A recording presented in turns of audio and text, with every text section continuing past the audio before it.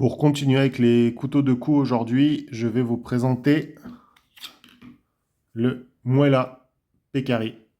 Donc, je vous avais présenté hier le CRKT minimaliste avec la lame Spearpoint. Voici la différence de dimension. Et aujourd'hui, alors je ne vais pas directement faire une comparaison, mais il y a quand même des points que je vais devoir comparer. Aujourd'hui, le Muela Pecari. Donc, Muela, c'est une marque qui fabrique, c'est une marque espagnole, et donc c'est des couteaux qui sont fabriqués en Espagne et qui sont bien finis. C'est fabriqué, c'est fini à la main. Vous voyez que le travail ici est quand même assez sympa. C'est vraiment bien ficelé. Si on compare, par exemple, aux manches, je vous avais montré hier qu'il y avait un petit jeu ici. Donc c'est juste un exemple, mais c'est pas c'est pas un manche qui va être très bien fini. Celui-là, c'est un petit peu plus travaillé. Vous avez la petite intercalaire rouge qui donne un petit air, qui donne un air plus fait main. Donc ça c'est sympa. L'acier, c'est un acier similaire, c'est-à-dire c'est un acier qui est pas très dur. Qui va pas avoir un tranchant qui va résister très longtemps. Par contre, c'est un acier qui, quand vous allez le porter autour du cou, donc potentiellement sous un t-shirt en train de transpirer, c'est pas un acier qui va facilement s'oxyder. Donc, pour un couteau de cou, je trouve que c'est le principal. Le fait qu'il soit le fait qu'il soit pas très dur, c'est pas grave pour moi parce que c'est pas des petits, c'est pas le genre de couteau avec lesquels vous allez vous amuser à couper des bûches à longueur de journée et à faire un travail très lourd. C'est vraiment un petit couteau qui va vous dépanner, qui va vous permettre de couper un fruit ou d'ouvrir un paquet, de couper une corde. En tout cas, ce sera une utilisation qui sera modérée déjà par la dimension. Donc, à mon avis, l'acier est tout à fait correct pour ce type de couteau. Après, c'est un couteau qui vaut aux alentours de 70-80 euros. Donc, pour ce prix-là, vu la finition, je trouve que c'est tout à fait correct. Euh, encore, enfin, petite remarque, au cas où ça se voit sur la vidéo, ne faites pas des nœuds comme ça si vous avez tendance à utiliser un couteau dans, je sais pas, si vous faites de l'escalade ou que vous avez tendance à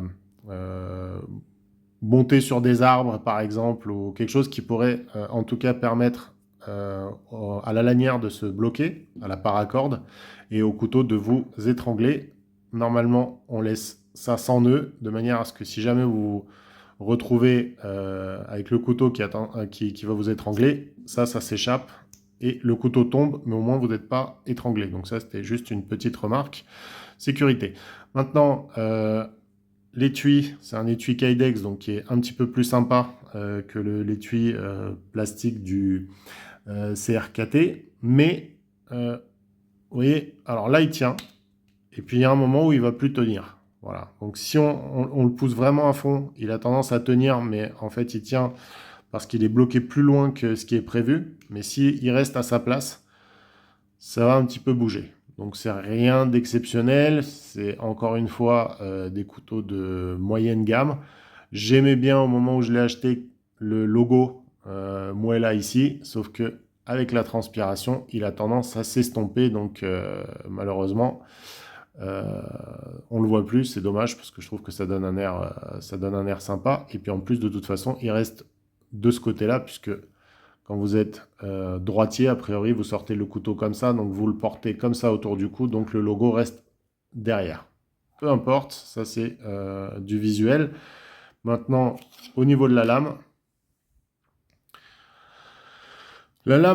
est tout à fait sympa et classique, donc vous pouvez avoir une utilisation assez diverse.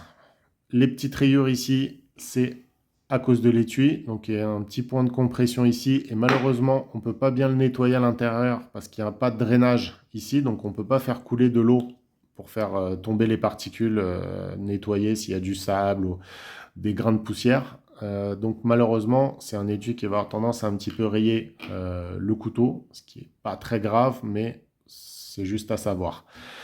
Euh, la poignée est très lisse, donc elle n'a pas tendance à beaucoup avoir de grippe, mais la forme quand même permet de tenir relativement de manière stable.